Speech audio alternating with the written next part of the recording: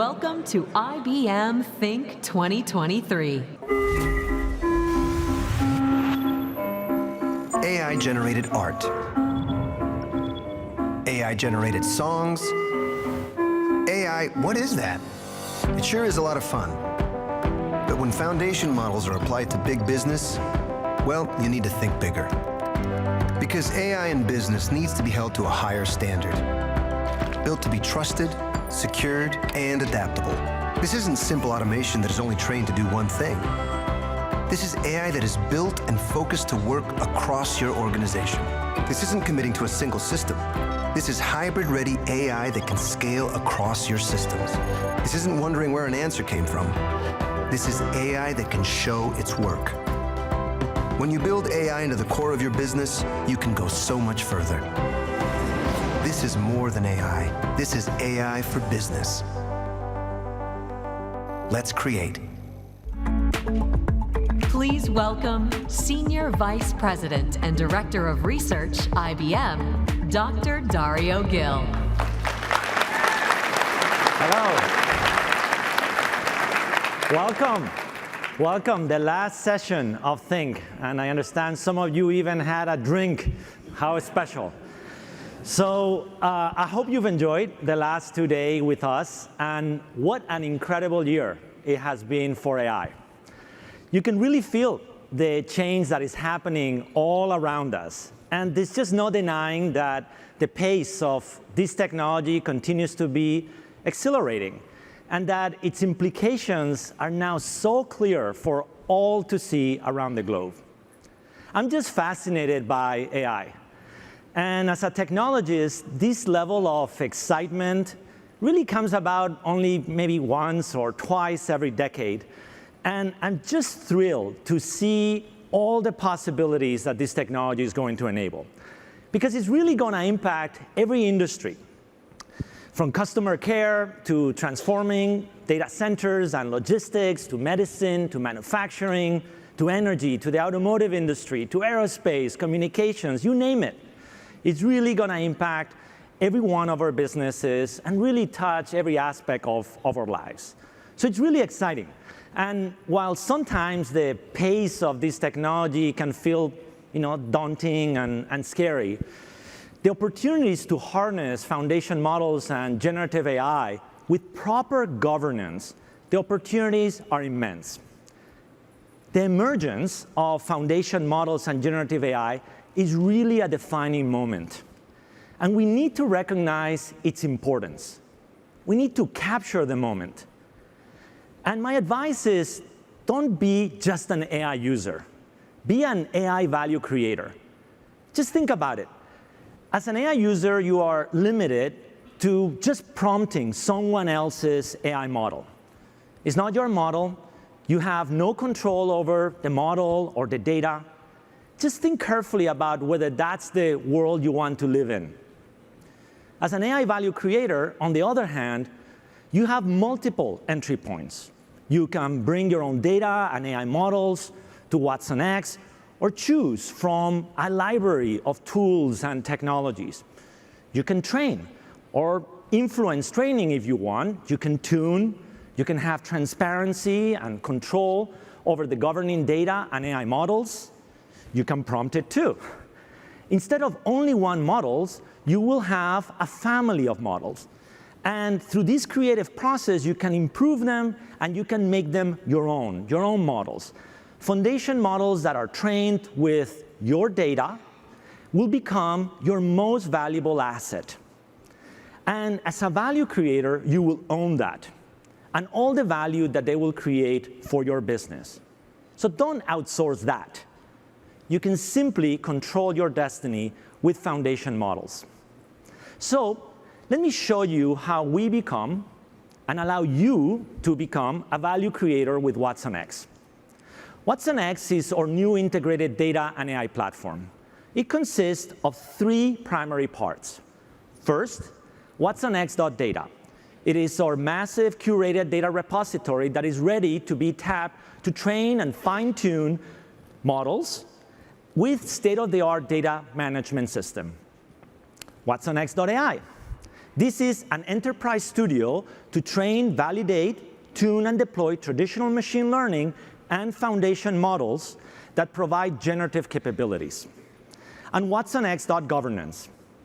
This is a powerful set of tools to ensure your AI is executing responsibly. watsonx.data, watsonx.ai, watsonx.governance. They work together seamlessly throughout the entire life cycle of foundation models. And true to our commitment to hybrid cloud architectures, watsonx is built on top of Red Hat OpenShift. Not only does it provide seamless integration of watsonx components, it allows you to access and deploy your AI workloads in any IT environment, no matter where they are located. watsonx is the AI platform for value creators. And look, I don't need to tell you that deploying these technologies is not easy at the enterprise level, but the platform changes that. So let's take a look now of how an entire AI workflow, end-to-end, works in the platform. The life cycle consists of preparing our data, using it to train the model, validate the model, tune it, and deploy in applications and solutions. So let's start with data preparation. So say you're a data scientist and want to access the data that is in a public cloud, some that is on-prem, some that may be in another external database, or on a public cloud, a second one, or anywhere else outside your hybrid cloud platform. So you access the platform from your laptop and invoke watsonx.data. It establishes the necessary connections between the data sources so you can access the data easily. We've been building our IBM data pile, combining raw data collected from public sources with IBM proprietary data. We're bringing data from different domains: the internet, code, academic sources, enterprise, and more. We have used watsonx.data to collect petabytes of data across dozens of domains to produce trillions of tokens that we can use to train foundation models. And besides the raw data and our proprietary data, we allow clients to bring their own data to enrich and improve their purpose-built foundation models. It is all stored in .data, with granular metadata that provides traceable governance for each file or document. So now we take this and we move to filter and process the data. First, we identify the provenance and the ID of the data. Then we need to categorize it. We classify it, for example, in a pile for different languages, let's say English, Spanish, German, and so on. A pile of code data that we then separate by programming language, Java, Ansible, COBOL, and so on, and any other category that we have. Now, we filter it. We do analytics and get rid of duplicated data. Now we identify hate, abuse, and profanity in the data, and we remove it. We filter it for private information, licensing constraints, and data quality. By annotating, we allow data scientists to determine the right thresholds for their filtering. Having done all of that, the pile is now ready for the next step. We version and tag the data. Each data set, after being filtered and preprocessed, receives a data card. The data card has the name and the version of the pile, specifies its content, and filters that have been applied to it, and any other relevant content to make it easy to manage and track different choices that of the work and the right subsets of the data that we've used to develop the foundation models. Now, we can have multiple data piles. They coexist in .data, and access to different versions of data for different purpose is managed seamlessly. So we're now ready to take the pile and start training our model. This is step 2 in our AI workflow. So we move from .data to .ai and start by picking a model architecture from the 5 families that IBM provides. These are bedrock of models, and they range from encoder-only, encoder-decoder, decoder-only, and other novel architectures. So let's pick the encoder-decoder sandstone to train the model. and pick a target data pile version from the piles that is in .data. .ai allows training with computing resources across the hybrid cloud. In this case, it runs on IBM Vela. Vela is a first-of-a-kind cloud-native AI supercomputer that we built last year. It gives you bare metal performance in the cloud with a virtualization overhead that is less than 5%. And we're making it available as a service. watsonx.ai autoscales the resources for the training being done. And the first thing that we need to do is to tokenize the data according to the requirements of the model. So we first query the data using the version ID for the pile we want to use. That materializes a copy of the data set on Vela for tokenization. What this means is that, for example, if we're building a large language model, the sentences in the data are broken into tokens. And this process can create trillions of them. And we use the tokens to train the model. Now, training is a very complex and time-consuming task. It can require dozens, hundreds, even thousands of GPUs and can take days, weeks, and even months. Training in Watson.ai takes advantage of the best open source technology out there to simplify the user experience. Built on Codeflare, using PyTorch and Ray, it also integrates Hugging Face to bring you a rich variety of open formats. Once training is done, the model is ready for validation. So for each model we train, we run an extensive set of benchmarks to evaluate the model quality across a wide range of metrics. Once the model passes all the thresholds across the benchmarks, it is packaged and marked as ready for use. For each model, we create a model card that lists all the details of the model. We will have many different models trained on different piles with different target goals. Next, we go to watsonx.governance to combine the data card that has the detailed provenance information for the data pile that was used for training with the model card that has the detailed information on how the model was trained and validated. Together, they form a fact sheet. This fact sheet is cataloged in .governance and all the other fact sheets for all the models that we have available for use. Now, let's go on to tune the model that we just created. And what we mean by that is to adapt it to new downstream tasks, which is the basis for the large productivity gains that is afforded by foundation models. So say, in this case, you're a different persona. You're the application developer. So you can access watsonx.ai and start by picking a model from the catalog to work with. We have a family of IBM models specialized for different domains. But we also have a rich set of open models because we believe in the creativity of the global AI community and in the diversity of models it offers. And we want to bring that to you. In this case, we picked Sandstone.3b from the IBM language models, which is the model that we just trained. We set up the options for tuning, the tuning approach. We picked summarization as an example, as the base model to use.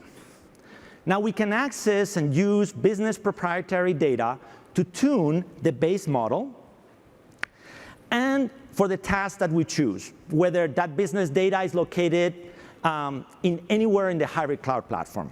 So now we send prompts and tuning data, and that's used to tune the model in .ai.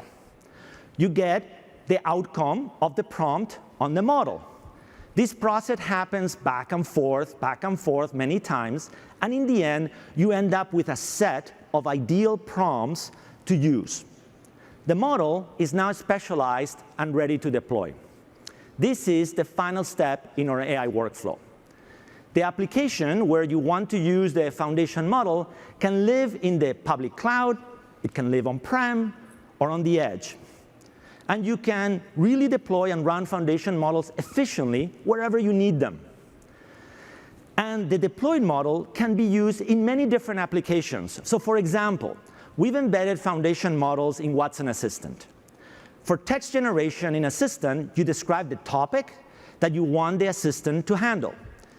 and it generates the corresponding conversational flow. We have an inference stack to scale the serving of the model in applications.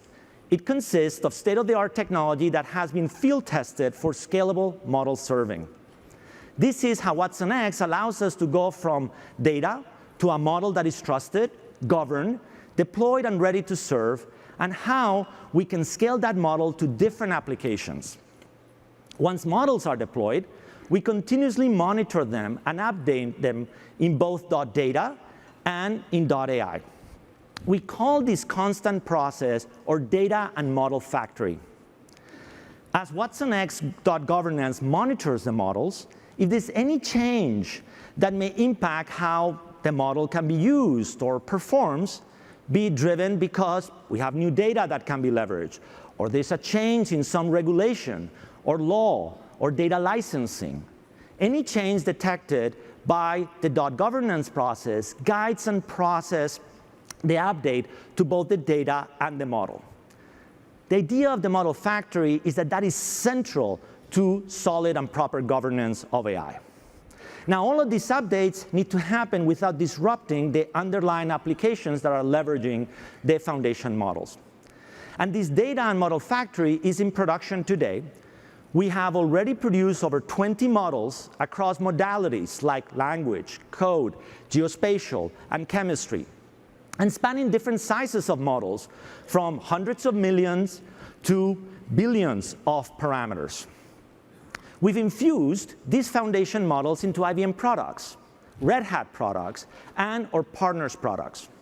At IBM, over 12 foundation models are powering our IBM NLP library, which is used in over 15 IBM products and is available to ISVs. Granite models trained over code are part of IBM Watson Code Assistant, which has been applied in the Red Hat Ansible automation platform. And as you heard earlier in this event, SAP has partnered with us and is infusing foundation models into their solutions. So watsonx is really ready for you to create value with AI. Now, to maximize what you can do and the innovations at your disposal, we believe that you should bet on community. Because the truth is, one model will not rule them all. And with the innovations and models that it develops, the open community is supercharging the value that you will be able to create. To be true to our belief in the diversity and the creativity of the OpenAI community, we're proud to announce our new partnership with Hugging Face. So let's invite to the stage co-founder and CEO of Hugging Face, Clem DeLong. Clem. Hey, Dario. Clem. Thanks for having me. First of all, welcome to IBM Think. We're just delighted to have you here. So let's begin by tell us a little bit about yourself and how and when you got interested in AI and how did Hugging Face get started? Yeah, thanks so much for having me. I actually started in AI almost 15 years ago. I look at the room at the time, we couldn't have filled it. Maybe it would have been 1%, 2% of the room at most. As a matter of fact, we weren't even calling it AI at the time. We were calling it computer vision. I was working at a French company. I'm French, as you can hear from my accent. And we were doing computer vision on device, on mobile. The company went on to get acquired by Google after, but I never lost my passion and excitement for AI. So 7 years ago, with my co-founders, Julien and Thomas, we gathered around this passion for AI and started Hugging Face, right? What you see on my t-shirt, basically. We started with something completely different. We worked on conversational AI for 3 years. And as it sometimes happened for startups, the underlying platform and technology ended up more useful than the end product. When we started to release part of it on GitHub, we started to see open source contributors joining us. We started to see scientists sharing models on the platform, leading to what Hugging Face is today. So I mentioned the power and the creativity of the open community creating an AI. just share with us some statistic. How big is it? How much energy is there in that community, and how much should we expect in that creativity available to all of us? Yeah, the energy in open source AI is insane these days. Just a few weeks ago, I was in San Francisco. I tweeted that I would be around and that we could do some sort of a small get-together for open source AI people. We thought we would get maybe a few dozen, few hundred people. And the more the days came, the more people ended up joining. We had to change locations 3 times to something at the end almost as big as that. We had 5,000 people. People started calling it the Woodstock of AI. So that's just an example. We're competing with that as the Woodstock of AI. Just a proof of how vibrant the open source AI community is. We're seeing the same thing on Hugging Face, right? Since we started on the platform 4 years ago, we grew to now having over 15,000 companies using the platform, including very large companies like Google, like Meta, like Bloomberg, all the way down to smaller companies like Grammarly, for example. And collectively, they have shared over 250,000 open models on the platform, 50,000 data sets, and over 100,000 open demos.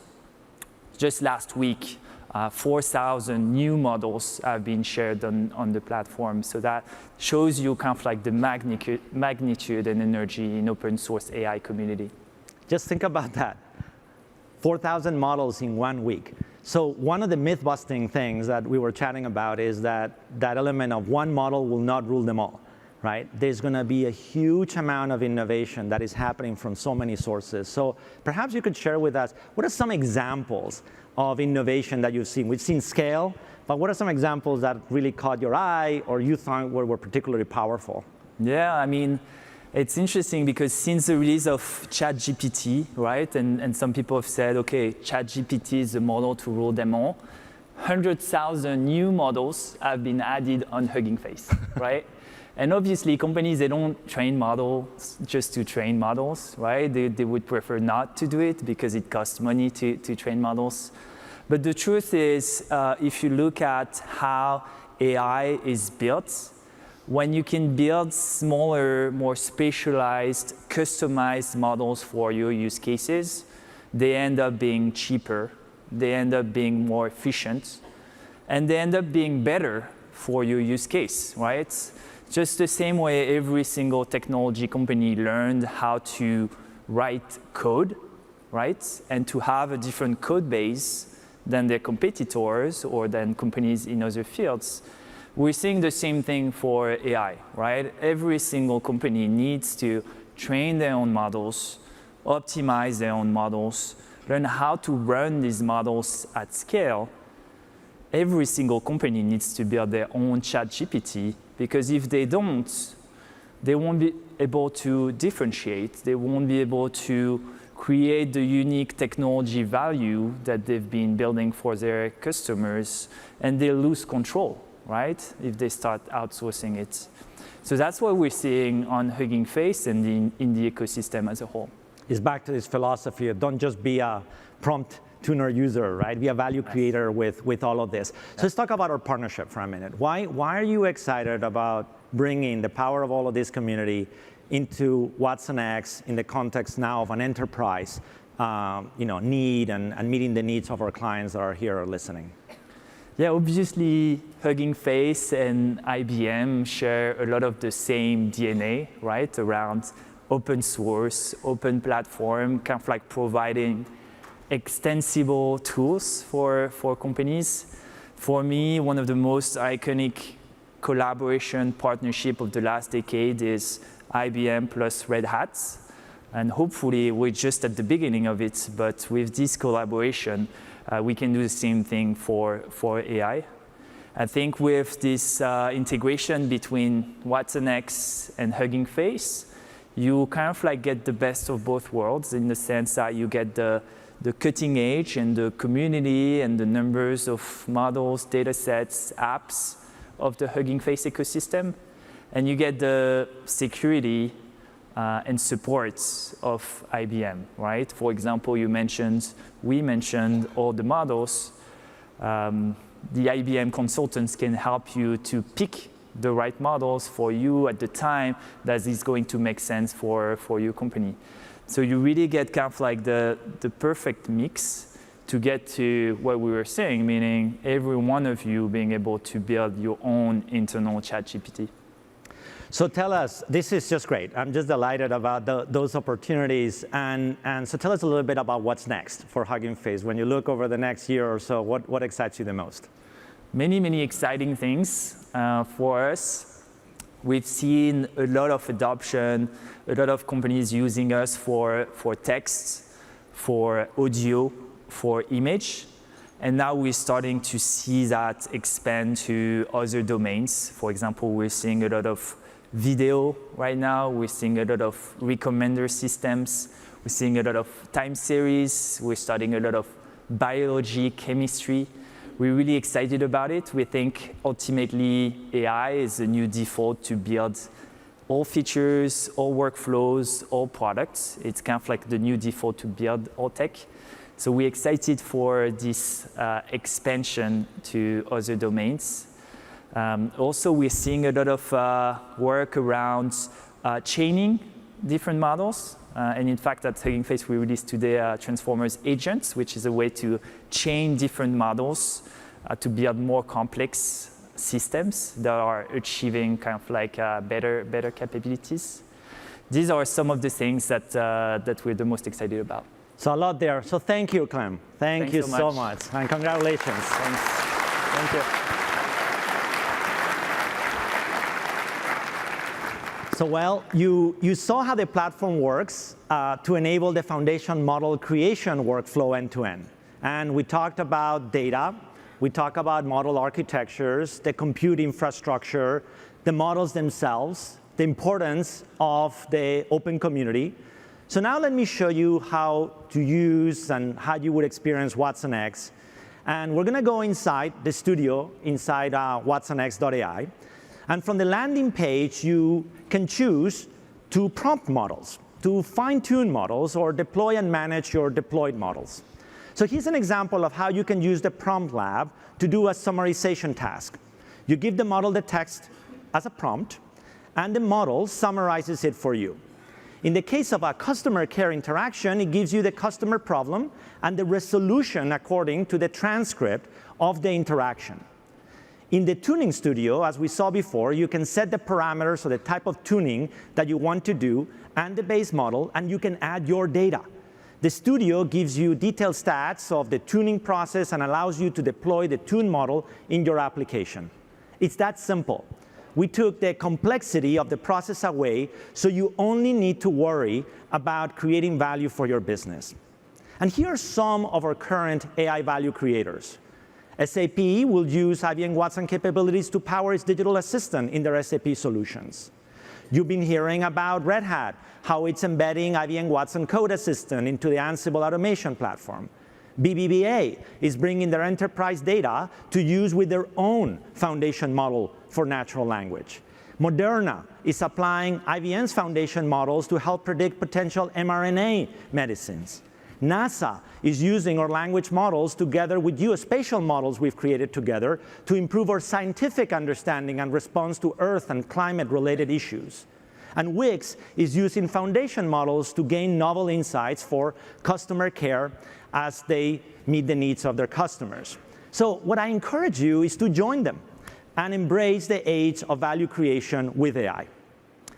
A year ago, I stood on a stage just like this, closing Think. And I shared with all of the attendees that what was next in AI was foundation models. And maybe at the time it seemed a little bit abstract and sort of like this intellectual disposition about where things were going. But boy, what a year it has been. And it has been a big year for AI at IBM. So as we close our event this year, let me remind you of all the things that we have created and announced. We've announced watsonx, a comprehensive platform that allows you to create and govern AI in real time so that you can move with urgency and capture this moment. We announced a family of foundation models, including IBM models, open community models, and how you can even create your own models.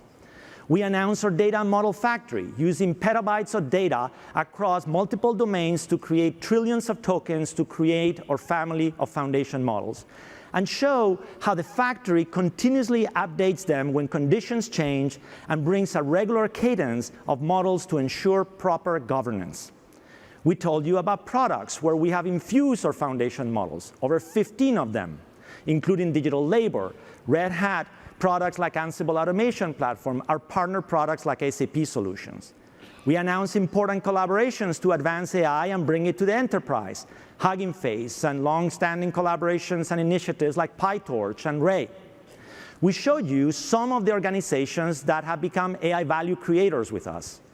We're bringing IBM Vela, or cloud-native AI supercomputer, to train foundation models with bare metal performance while giving us the flexibility of the cloud. And we announced that we're making it available as a service. Last year, we launched the Telum in Z16. It's an engineering marvel, and IBM's first processor to have on-chip accelerator for AI inferencing.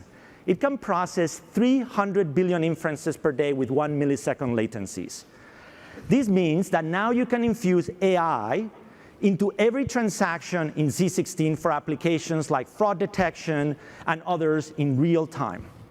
Using the same core architecture as Telum, we built the IBM Research AIU, which is optimized to give superior performance for foundation models and enable with the Red Hat software stack. And at IBM Research, we are incubating powerful AIU systems designed and optimized for enterprise AI inference and tuning. So a truly fantastic year, and this is just the start of all the amazing things that we're building and developing for you and that we will be sharing with you in the coming years. So today, more than ever before, it's important to have a business strategy in AI. And in closing, as you think about how to harness foundation models for your business, let me offer you some tips to consider. First, act with urgency. This is a transformative moment in technology. Be bold and capture the moment. Second, be a value creator. Build foundation models on your data and under your control. They will become your most valuable asset. Don't outsource that, and don't reduce your AI strategy to an API call. Third, bet on community. Bet on the energy and the ingenuity of the OpenAI community. One model, I guarantee you, will not rule them all. Run everywhere efficiently. Optimize for performance, latency, and cost by building with open hybrid technologies. And finally, be responsible. I can't stress this enough. Everything I've mentioned is useless unless you build responsibly, transparently, and put governance into the heart of your AI lifecycle. Continuously govern the data you use and the AI you deploy, and co-create with trusted partners. Trust is your ultimate license to operate. If you map your AI business strategy against these recommendations, you will be in a prime position to do amazing things with foundation models and generative AI. We have built watsonx so that you can do just that. And I hope you join us, because we cannot wait to get started on this journey with you. Thank you.